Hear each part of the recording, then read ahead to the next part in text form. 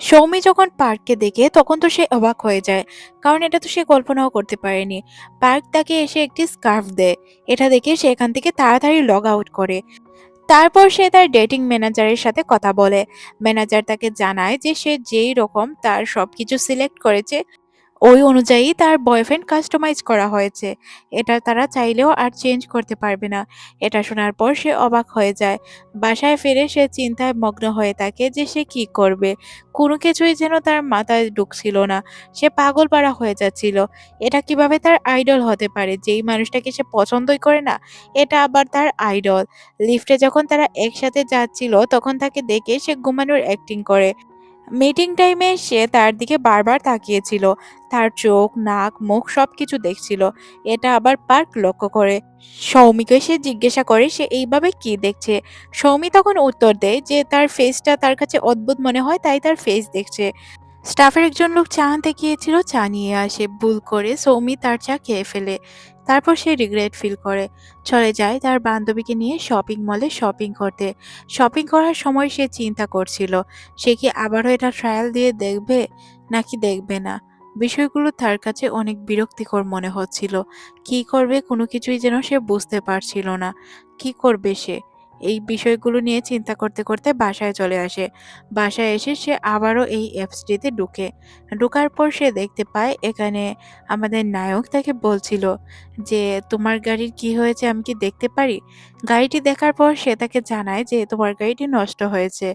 তাই তোমাকে মেকার দিয়েই ঠিক করাতে হবে। আমরা চাইলেও এটা ঠিক করতে পারবো না। তুমি কি এখানে টুরিস্ট? তোমার বাসা কোথায়?" তখন সে তার বাসা না বলতে পারায় তাকে বলা হয় তার বাইকে ওঠার জন্য। সে বাইকে উঠে অনেক রিল্যাক্স ফিল করছিল। সে তাকে জানায় যদি তার যাওয়ার কোনো জায়গা না থাকে সে তাকে একটি জায়গায় নিয়ে যাবে। প্রথমে তাকে বারে নিয়ে যায়, তারপর একটি বাসায় নিয়ে যায়। কারণ থাকার মতো তার কাছে কোনো জায়গা ছিল না।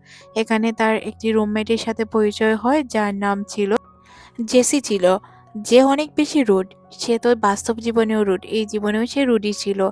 তাকে বলে যে দরজা খোলা থাকবে কারণ দরজার নখ খারাপ, তুমি দেখে শুনে ঘুমিয়ে পড়বে। তারপর সে মনে মনে চিন্তা করে, আমি কি এখানে এসে ঠিক করলাম নাকি ভুল করলাম? আচ্ছা, সে কি আমার টাইপের হবে? তখনই তাকে ডিনার টেবিলে ডাকা হয়। ডিনার টেবিলে ডাকা হলে সে জানতে পারে লোকটি হচ্ছে পেইন্টার।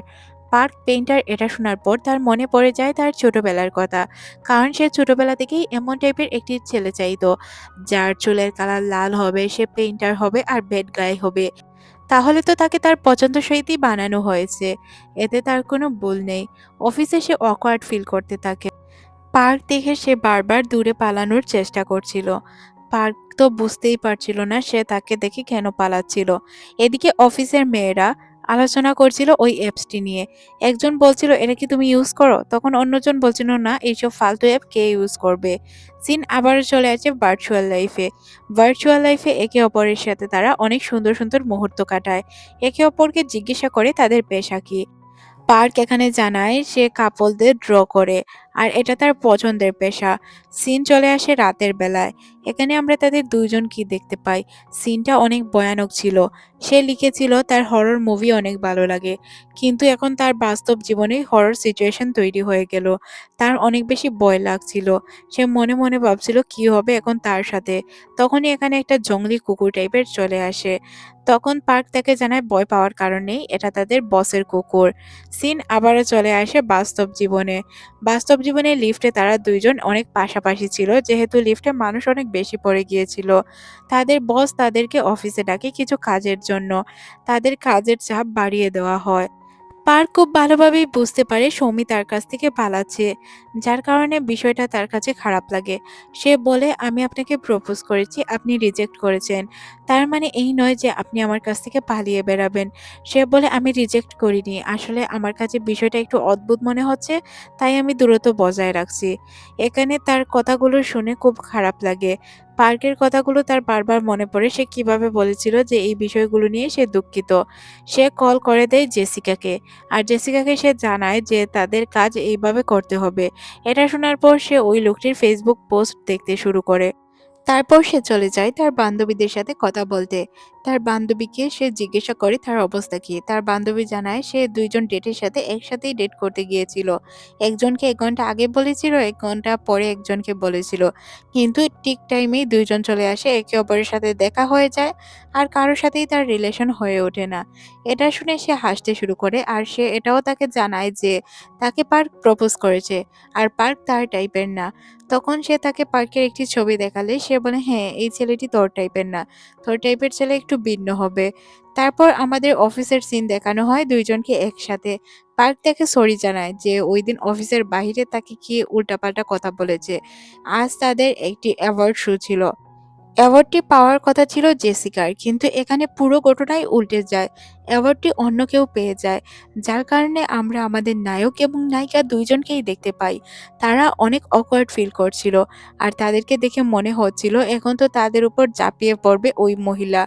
এখানে আমাদের নায়িকা তাকে বোঝানোর চেষ্টা করছিল। তাকে খুশি করার চেষ্টা করছিল। কিন্তু মহিলাটি খুশি হওয়ার উল্টে আরো বলতে শুরু করে, "সাধারণ একজন ইন্টার্নি যে কিনা অ্যাওয়ার্ড পেয়ে গেল আর আমি পেলাম না।"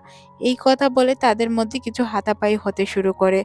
আমাদের নায়িকা যখন একটু দূরে গিয়ে ছিটকে পড়বে তখনই এখানে আমাদের নায়ক চলে আসে আর তাকে আটকায়। তারপর সিন চলে আসে খাবার-দাবার টেবিলে। রেস্টুরেন্টে বসে সবাই খাবার খাচ্ছিল। আমাদের নায়ক কখনোই আজ পর্যন্ত ফুড খায়নি। কিন্তু সে আজ আমাদের নায়িকার সাথে সময় কাটানোর জন্য ফুড খাওয়ার জন্য চলে আসে। এখানে কথা হচ্ছিল অ্যাওয়ার্ডটি নিয়ে। অ্যাওয়ার্ডটি সে কিভাবে পেল? তার তো অ্যাওয়ার্ড পাওয়ার কথাই ছিল না। তখন তাদের মধ্যে একজন কলিগ বলে ওঠে যে তার রুড ব্যবহার, জেসিকার ব্যবহার অনেক বেশি রুড। তাকে তার ব্যবহার পরিবর্তন করতে হবে। সে যদি ভালো ব্যবহার করে তাহলে তার সবকিছু করা সম্ভব। যেই ইন্টার্নিটি এই অ্যাওয়ার্ডটি পেয়েছে তার ব্যবহার অনেক ভালো। সে নম্র-ভদ্র। যার কারণে সে এই অ্যাওয়ার্ড জিততে পেরেছে। তাকেও এমন হওয়া উচিত। আপনার এই রুড ব্যবহারের কারণে জেসিকা আপনার কোনো বয়ফ্রেন্ড নেই। জেসিকার এই বিষয়টি অনেক বেশি লেগে যায়। সে বলে, "কে বলেছে আমার বয়ফ্রেন্ড নেই? অবশ্যই আমার বয়ফ্রেন্ড আছে।"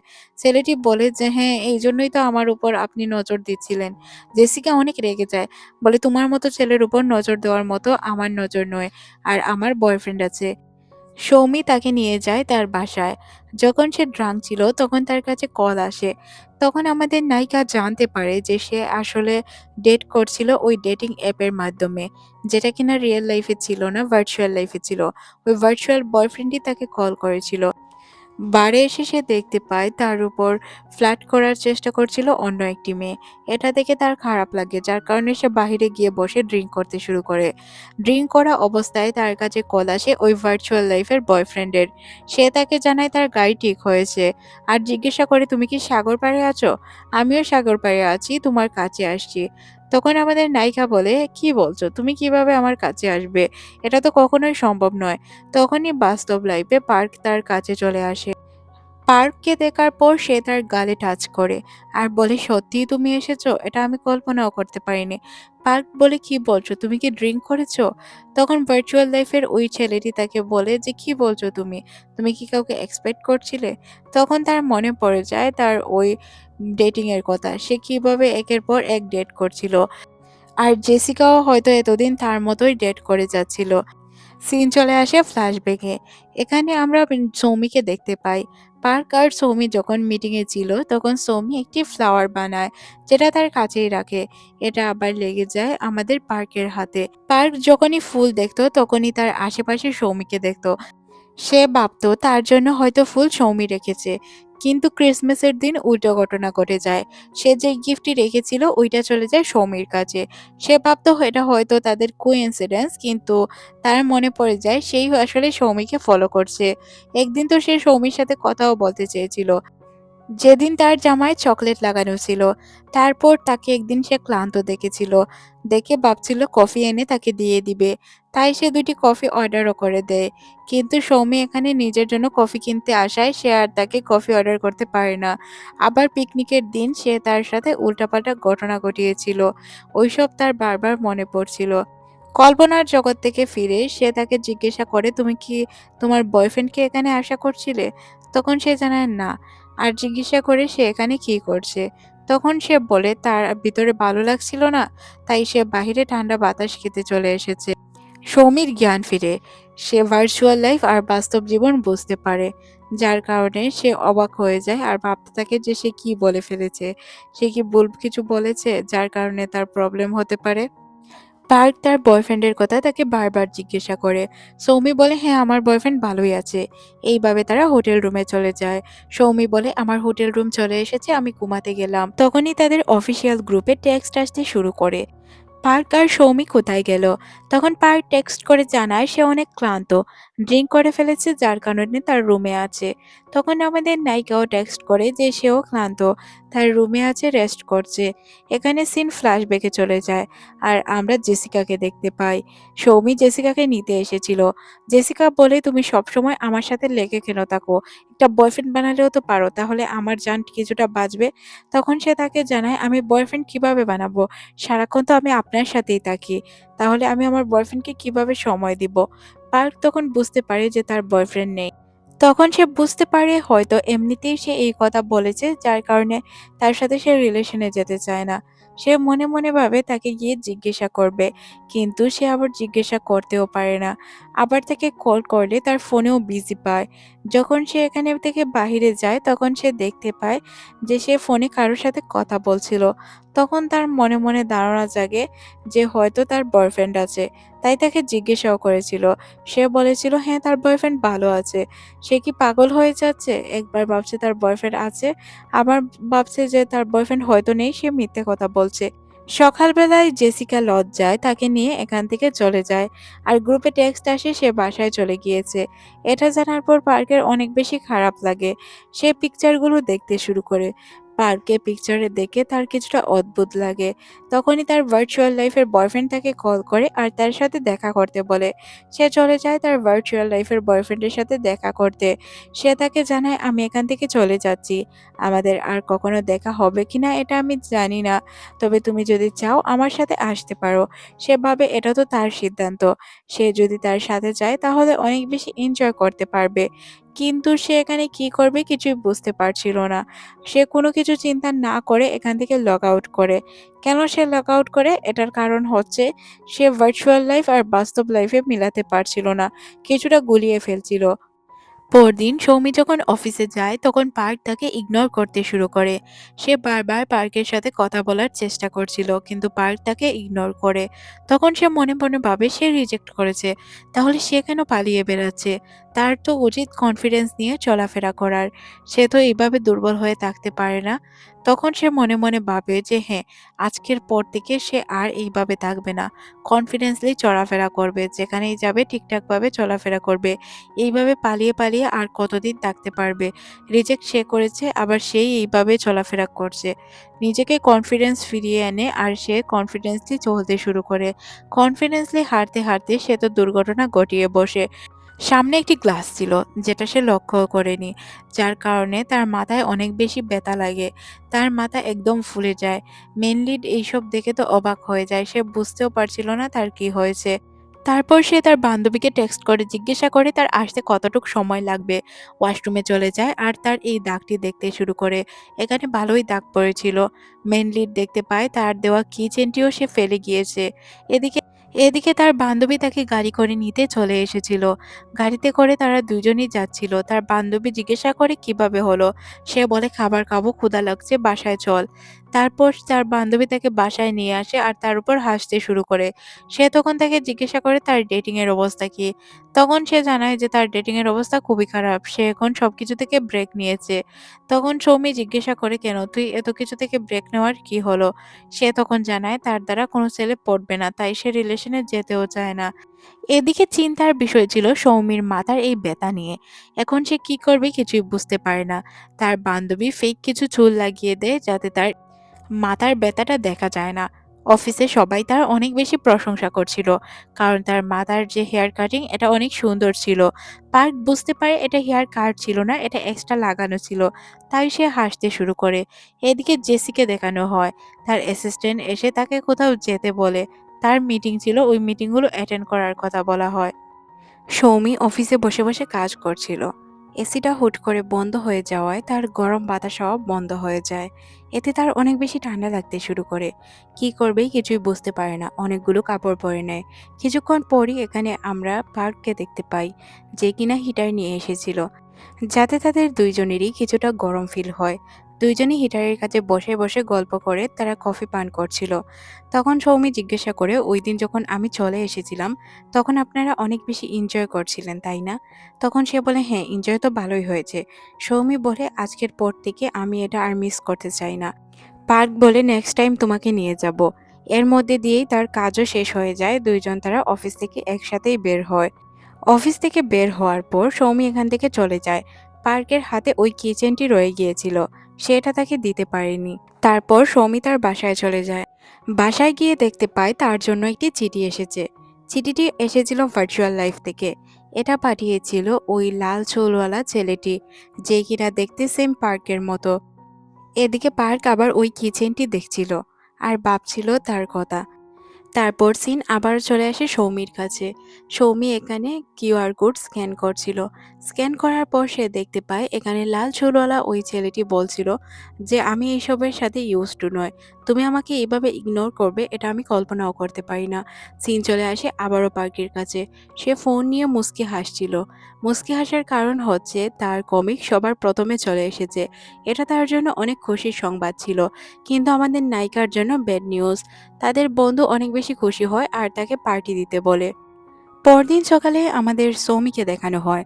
অফিসে যাওয়ার পর তার বস তাকে অনেক বকাঝকা করে, কারণ জেসিকা ঠিকঠাক মতো রাইড করছিল না। সে যেহেতু ঠিকঠাকভাবে স্টোরি লিখছিল না, যার কারণে তাদের কোম্পানির অনেক বড় লস হচ্ছিল। তাই সে তাকে এতটা বকাঝকা করেছিল। সৌমি জেসিকাকে কল করে তার বাসায় চলে যায়। তাকে গিয়ে বলে, কি হয়েছে আপনার? আপনি এমনভাবে বসে আছেন কেন? তখন সে বলে, আমি ফার্স্ট রাইটার ছিলাম, কিন্তু এখন আমার অবস্থান একদম লাস্টে চলে এসেছে। তবে সে তাকে বোঝায় যে সে অনেক ভালো রাইটার। সে যদি চায় আবারও সে ঠিকঠাকভাবে কাজ করতে পারবে। আর সে তাকে বুঝিয়ে সুঝিয়ে একটি জায়গায় নিয়ে যাওয়ার জন্য রাজি করে। এদিকে আমাদের নায়ক এবং তার বন্ধুকে দেখানো হয়, যারা কিনা একে অপরকে ট্রিট দিচ্ছিল তাদের এই কমিকের জন্য, কারণ তাদের কমিক ফার্স্ট ক্লাস হয়েছে। তখনই এখানে সৌমি আর জেসিকা চলে আসে। জেসিকা তাদেরকে দেখে এখান থেকে চলে যেতে চায়, কারণ এখানের মহল ভালো ছিল না। তখনই এখানে জেসিকার অ্যাসিস্ট্যান্ট চলে আসে। জেসিকার অ্যাসিস্ট্যান্টকে দেখে পার্কের বন্ধু তো একদম দিওয়ানা হয়ে যায় আর তাকে আটকায়, বলে, আমার তরফ থেকে আজকের লাঞ্চ, তোমরা সবাই এখানে খেতে বসে যাও। আর সবাই মিলে তারা খাবার খেতে শুরু করে। এখানে জেসিকা লক্ষ্য করে তার অ্যাসিস্ট্যান্টকে অনেক ভালোভাবেই ট্রিট করছে পার্কের অ্যাসিস্ট্যান্ট। এটা দেখে তার খারাপ লাগে। আর সে বলে যে, তুমি আমার অ্যাসিস্ট্যান্টকে এইভাবে ট্রিট করছো, আমি আমার অ্যাসিস্ট্যান্টকে নিয়ে গেলে তুমি কি করবে? কিছু কি করতে পারবে? পারবে না তো। তখন পার্ক তার মুখের ভিতর খাবার ঢুকিয়ে দেয়, যাতে সে কথা না বলতে পারে। এইভাবেই তাদের মধ্যে কিছুক্ষণ কথা কাটাকাটি হয়। তারপর তারা সবাই মিলে একসাথে ড্রিঙ্ক করে। ড্রিঙ্ক করার শেষে তারা হাঁটতে হাঁটতে জেসিকার বাসার দিকে যায়। তারা সবাই মিলে অনেক গল্পগুজব করে। একে অপরকে বই গিফট করে, নানান কথা নিয়ে আলোচনা করে। তখন হুট করে জেসিকা বলে ওঠে, ড্রিঙ্ক আনলে অনেক বেশি ভালো হতো। একসাথে মিলে সবাই ড্রিঙ্ক করতে পারতাম। তখন সে বলে ওঠে যে, তুমি চলে যাও সৌমি। সৌমি একা যাবে এটা দেখে তার বান্ধবী বলে, এক কাজ কর, তুই এক কাজ কর, এখানে গিয়ে পার্কের সাথে করে নিয়ে যা, এটা তোর জন্য ভালো হবে। তারপর আমরা তাদের দুইজনকে রাস্তায় হাঁটতে দেখতে পাই। একে অপরের সাথে গল্প করে করে তারা স্ন্যাক নিয়ে আসছিল। সৌমি তখন বলে, আমি আপনাকে একটি সত্য কথা বলতে চাই। সে জিজ্ঞাসা করে, কি কথা? সৌমি তখন বলে, আসলে আমি কোনো রিলেশনশিপে নাই, আমি একদম সিঙ্গেল। আপনি যেটাকে পিওর সিঙ্গেল বলতে পারেন। আজ পর্যন্ত কোনো কলিগ আমাকে প্রপোজই করেনি। হুট করে কথাগুলো আপনি বলে দেওয়ায় আমি আপনাকে এটা বলতে বাধ্য হই যে আমার বয়ফ্রেন্ড আছে। তখন সে বলে, আচ্ছা বুঝলাম, এখন তো তুমি সত্য কথা বলছো? তখন সৌমি বলে, হ্যাঁ, আমি এখন 100% সত্য কথা বলছি। পার্কও তখন তাকে সরি জানায়। বলে যে, আমারও এইভাবে হুট করে বলা উচিত হয়নি। আমারও সময় নেওয়া উচিত ছিল। তোমাকে জিজ্ঞাসা করার কথা ছিল। কিন্তু আমি কোনো কিছু না করেই হুট করে তোমাকে এই কথাগুলো বলে দিয়েছি। তখন সে বলে, আচ্ছা, কোনো প্রবলেম নেই। তখনই উপর থেকে তার বান্ধবী তাকে ডাকতে শুরু করে। আর এদিকে আমরা দেখতে পাই যে পার্কের অ্যাসিস্ট্যান্ট আর জেসিকার মধ্যে আবারও কথা কাটাকাটি শুরু হয়ে যায়। তাদের কথা কাটাকাটি করার কারণ ছিল যে তারা দুইজনই রাইটার ছিল আর দুইজনের মধ্যেই অনেক বেশি গ্যাপ ছিল। তাই তারা সবসময় একে অপরের সাথে লেগেই থাকতো। গল্প করতে করতে তারা একটি পেইন্টিং দেখতে পায় আর জিজ্ঞাসা করে এটা পার্কের অ্যাসিস্ট্যান্টের কিনা। তখন অ্যাসিস্ট্যান্ট বলে যে না, এটা আমি না, পার্কই এঁকেছে। তখন তারা জানতে পারে যে পার্ক একজন অনেক ভালো আর্টিস্ট, সে অনেক ভালো আর্ট করতে পারে। তখন তাকে জেসিকা বলে যে তুমি তো আর্ট লাইফে ফিরে যেতে পারো। সে তখন জানায় যে তার থেকে অনেক ভালো আর্টিস্ট এখানে আছে। পার্ক এখানেই ঘুমিয়ে পড়ে। সৌমি তাকে দেখতে আসে। তখন সে লক্ষ্য করে হয়তো শাওমির জ্বর এসেছে, তাই সে তার মাথায় হাত দিয়ে তার জ্বর দেখার চেষ্টা করে। কিন্তু তার আসলেই তেমন একটি জ্বর ছিল না। পরদিন সকালে আমরা সৌমিকে দেখতে পাই, যে কিনা রাস্তা দিয়ে জগিং করছিল আর বারবার শুধু পার্কের কথাই চিন্তা করছিল। সে ভাবছিল যে পার্কের কথা কিভাবে তার মাথা থেকে সরাবে, কিন্তু কোনোভাবেই যেন সরাতে পারছিল না। তারপর আমাদের সৌমির বান্ধবীকে দেখানো হয়, যে কিনা অনেকগুলো ডেট করেছিল। তার একটি এক্স বয়ফ্রেন্ডকে পেয়ে যাওয়ায় সেখানে লুকানোর চেষ্টা করে। সৌমি অফিসে যাচ্ছিল। তখন হুট করে লিফট একদম ফুল হয়ে যায়, যার কারণে তাকে লিফট থেকে বের হতে হয়। তার লিফট থেকে বের হওয়া দেখে পার্কও লিফট থেকে বেরিয়ে পড়ে। তারা একসাথে তাদের অফিসে যায়। অফিসে যখন সৌমি একটি বই খুঁজছিল, তখন এখানে পার্ক চলে আসে আর তাকে বলে তোমার যে ফোরহেডের চুলগুলো ছিল এগুলোতে তোমাকে অনেক ভালো মানাতো। কেন এগুলো সরিয়ে দিলে? সে বলে মাথায় ব্যথা পেয়েছিলাম তাই লাগিয়েছিলাম। মাথার ব্যথা সেরে গিয়েছে তাই এটা রিমুভ করে দিয়েছি। সে বসে বসে কাজ করছিল। কাজ করার ফাঁকে ফাঁকে সে বারবার শুধু তার কথাই চিন্তা করছিল। এইসব ভাবতে ভাবতে যেন সৌমি পাগলই হয়ে যাচ্ছিল। পার্ক হুট করে তাকে একটি গিফট দেয়। গিফটটি আর কিছুই না, তার কিচেনই ছিল, যেটা সে হারিয়ে ফেলেছিল। সে এটাও জানায় যে সেই তার সেন্টা ছিল।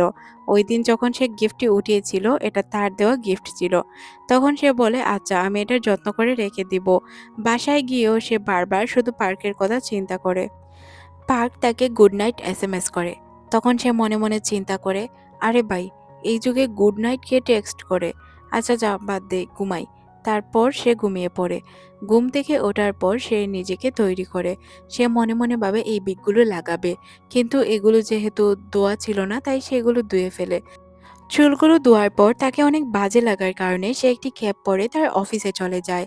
অফিসের সবার সাথে সে কিছু বিষয় নিয়ে মিটিং করছিল। মিটিংয়ে তারা ভালোভাবেই সবকিছু গুছিয়ে নেয়। তারপর সে চলে যায় তার জেসিকার সাথে কাজ করার জন্য। কিন্তু জেসিকা বিজি ছিল তার ভার্চুয়াল লাইফের বয়ফ্রেন্ড নিয়ে।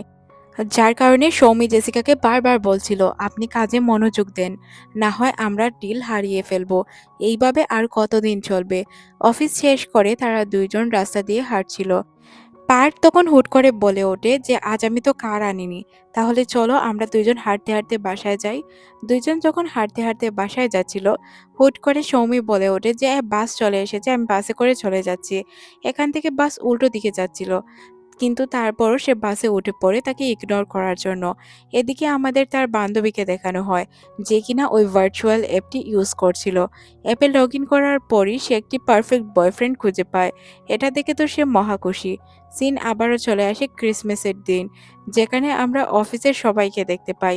সবাই মোটামুটি গিফট পেলেও সৌমিক গিফট পায়নি। গিফট পাওয়ার পর তারা সবাই এখান থেকে চলে যায় তাদের মতো করে দিনটি এনজয় করার জন্য।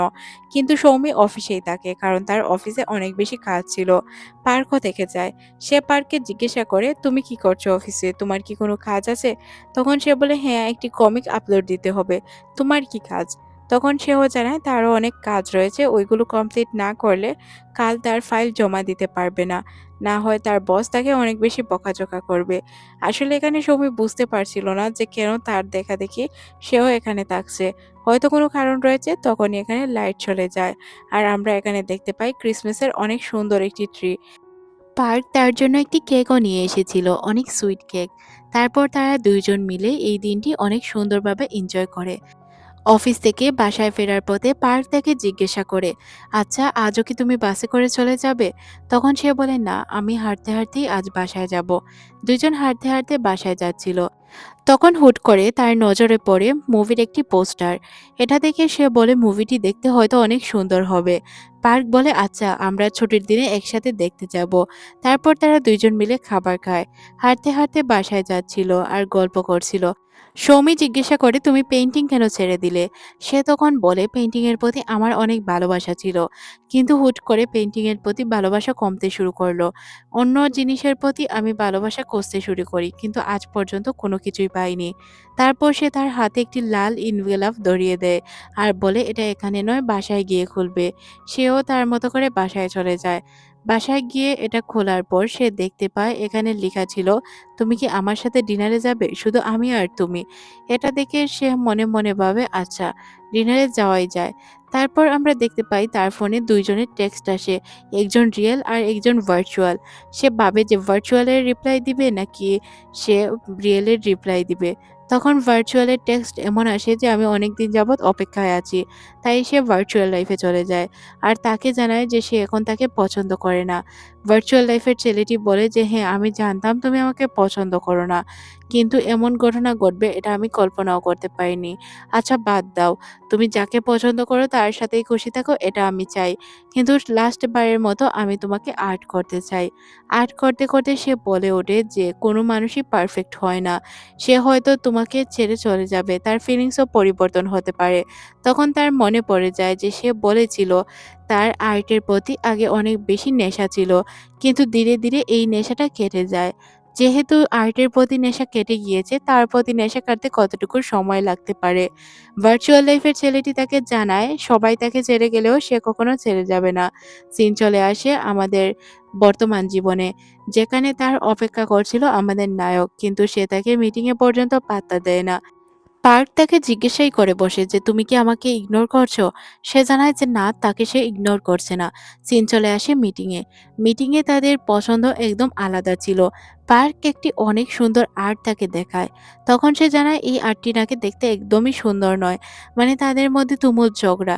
এই ঝগড়া দেখে মনে হচ্ছিল যে একে অপরের প্রতি তারা ক্ষিপ্ত। পার্ক বলে, কি হয়েছে তোমার? এইভাবে ঝগড়া কেন করছো? তোমার তো এইসব ডিজাইন ভালো লাগতো। সে বলে, আগে ভালো লাগতো, এখন লাগে না। এটা কি আমি তোমাকে বলবো? তারপর মিটিং শেষে আমাদের সৌমিকে দেখানো হয় যে কিনা অনেক ক্লান্ত ছিল। পার্ক তার কাছে এসে কথা বলার চেষ্টা করে। কিন্তু এখানে সে সবগুলো লাইট অফ করে একা দাঁড়িয়েছিল। আর ভাবছিল ওই লাল চুলওয়ালা ছেলেটির কথা, যে কিনা ভার্চুয়াল লাইফের ছিল। সে বলেছিল যে, তোমার আগের বয়ফ্রেন্ডের মতো এই বয়ফ্রেন্ডও তোমাকে ছেড়ে চলে যাবে। তোমার কি মনে নেই তুমি কতটা সাফার করেছো? তোমার বান্ধবীর সাথে তুমি কত কষ্টে ছিলে। এখন পর্যন্ত তোমার বান্ধবীর সাথেই আছো। তারপর সে তার বান্ধবীর বাসায় চলে আসে আর জিনিসপত্র গোছাতে শুরু করে। সে সিদ্ধান্ত নেয় সে এখান থেকে চলে যাবে। বারবার ওই লাল চুলওয়ালার কথাই মনে পড়ছিল। সে তাকে যেমনভাবে বুঝিয়েছিল যে তার লাইফে অনেক সাফার করতে হবে, অনেক কষ্ট করে তাকে সবকিছু ম্যানেজ করতে হবে। কারণ সে যেই ছেলেটিকে পছন্দ করে সে বদলে যেতে পারে। এদিকে পার্ককে দেখানো হয় সে ওই মুভির পোস্টারটি দেখছিল, যেই মুভিতে তাদের ২ জনের একসাথে দেখতে যাওয়ার কথা ছিল। অফিসে যখন তারা ২ জন ফটোকপি করছিল তখনও তারা awkward ফিল করতে থাকে। তারা একে অপরের কাছ থেকে দূরত্ব বজায় রাখার চেষ্টা করছিল। আমাদের নায়ক যখনই কাজ করছিল তখনই সে অনেক বেশি মিস করছিল তাকে। কিন্তু সে বলার সুযোগই পাচ্ছিল না। তারপর আমাদের দেখানো হয় তাদের অফিসের ডিনার, যেখানে তাদের বস বলছিল যে এখান থেকে একজনকে ট্রান্সফার করে দেওয়া হবে। আমাদের এখান থেকে বলিউডে পর্যন্ত লোক যাবে। এটা জানার পর তারা জিজ্ঞাসা করে কে যাবে? সে বলে, আমিই যাচ্ছি। এটা শোনার পর তারা অনেক বেশি খুশি হয়, সাথে আপসেট হয়। বাহিরে বের হয়ে তারা কোনো ট্যাক্সি পাচ্ছিল না। তখন তাদের একজন সহকর্মী বলে, ট্যাক্সি পেয়েছি। তুমিও চলে আসো, তোমার বাসার সামনে তোমাকে নামিয়ে দিব। সে ট্যাক্সিতে ওঠার পর দেখতে পায় যে এখানে নায়কও ছিল। সে আর কিছু বলতে পারে না। তাদের যে সহকর্মী ছিল সে কিছুক্ষণের মধ্যেই গাড়ি থেকে নেমে যায়। তারপর সে একা থেকে যায় গাড়িতে। ২ জন একে অপরের সাথে কোনো কথা বলে না। পার্ক তাকে বারবার বলছিল ছাতা নিয়ে যাওয়ার জন্য, কারণ অনেক স্নোফল হচ্ছে। সে ছাতা নিয়ে যেতে চায় না। তারপর সে বাহিরে বেরিয়ে আসে তাকে ছাতা দেওয়ার জন্য। তারপরও সে ছাতাটি রিসিভ করতে চায় না। এজন্য সে রেগে এখান থেকে চলে যায়। তখন সে তাকে বলে যে, তুমি ছাতা নিচ্ছিলে না কেন? তুমি ছাতা না নেওয়ার কারণে তোমারও তো ঠান্ডা লাগতে পারে। আমার বাসা তো কাছেই, তোমার বাসা তো অনেক দূর। পার্ক বলে, সমস্যা নেই, আমি যেতে পারবো, তুমি ছাতাটি রেখে দাও। এটা তোমার অনেক কাজে লাগতে পারে। পার্ক তখন তাকে বলে, "আপনি সবসময় আমাকে ইগনোর করেন। এর মানে আমি বুঝি না।" তখন সে বলে, "আপনার কি মনে হয় আপনার ফিলিংস আর আমার ফিলিংস নয়? আমি জানি যে মানুষ সময়ের সাথে পরিবর্তন হয়ে যায়। এইজন্য আমি কখনোই রিলেশনে জড়াতে চাই না। আমার অতীত তো আপনি জানেন না। যদি জানতেন তাহলে আমাকে এইভাবে কথা বলার সুযোগ পেতেন না।" তখন সে বলে, "পরিবর্তন হওয়া তো ভালো। এটা খারাপ কিছু নয়। এমনও তো হতে পারে আমরা ২ জন একসাথেও পরিবর্তন হতে পারি, তাই না? তাহলে এতে এত কষ্ট পাওয়ার কি আছে? আমার তো মনে হচ্ছে না এতে কষ্ট পাওয়ার মতো কিছু আছে। আপনি আর আমি একসাথে মিলে পরিবর্তন হব।" তখন সে বলে, "হুট করে আপনি চাইলেই রিলেশনে যেতে পারবেন, কিন্তু আমি না।" তখন সে বলে, "হুট করে রিলেশনে গেলে কি হয়? আমি তো বললাম যে একসাথে পরিবর্তন হব।" তখন সে তার গালে হাত দেয়। ২ জনই অনেক বেশি কান্না করে। কান্না শেষে তারা ২ জনই আবার রোমান্টিক হয়ে পড়ে।